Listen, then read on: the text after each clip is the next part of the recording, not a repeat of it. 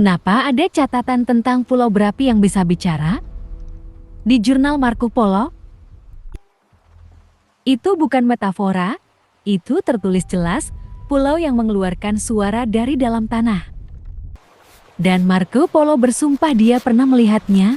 Tahun ke-1292 Marco Polo sedang dalam perjalanan pulang dari Tiongkok ke Venesia. Tapi rute lautnya aneh.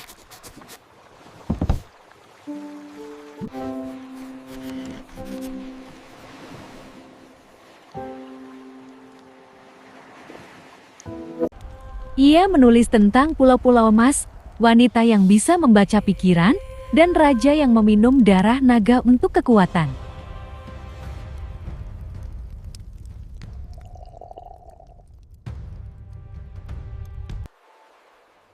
Terlalu fantastis atau terlalu jujur? Di satu bagian jurnalnya, ia menyebut Java the Great, pulau besar yang katanya lebih kaya dari Persia. Tapi saat para sejarawan mencocokkan rutenya, ada yang janggal. Ia seharusnya melewati Sumatera, tapi tidak ada satupun catatan tentang Aceh, Minangkabau, atau Kerajaan Melayu. Kenapa? Ada teori. Marco Polo tidak menulis semuanya. Ada bagian yang ia sembunyikan, karena ia takut. Ia mencatat suara yang tidak berasal dari manusia. Suara itu seperti nyanyian, tapi tidak ada mulut yang menyanyikannya.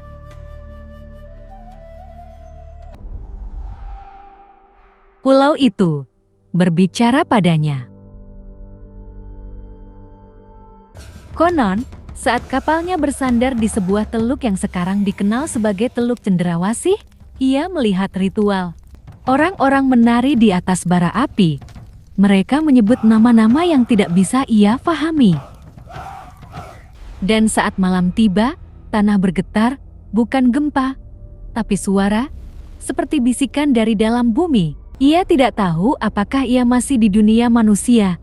Langit berubah warna, dan suara dari tanah mulai membentuk kata.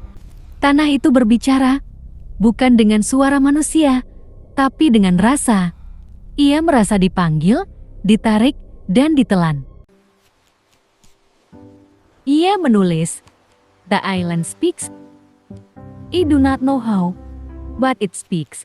Dan setelah itu, ia tidak pernah menyebut pulau itu lagi.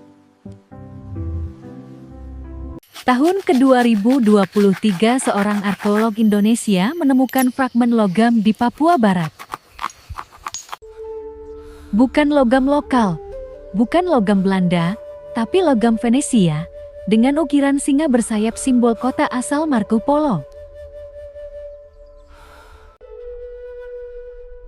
Dan di dekatnya ada batu besar dengan ukiran kuno, bahasa yang belum terpecahkan, tapi satu simbol terlihat jelas, mata yang menangis.